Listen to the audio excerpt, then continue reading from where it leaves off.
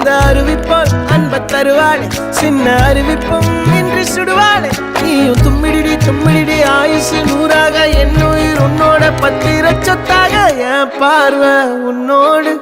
உன் பொம்மை கண்ணோடு பேசாமல் விண்ணோடு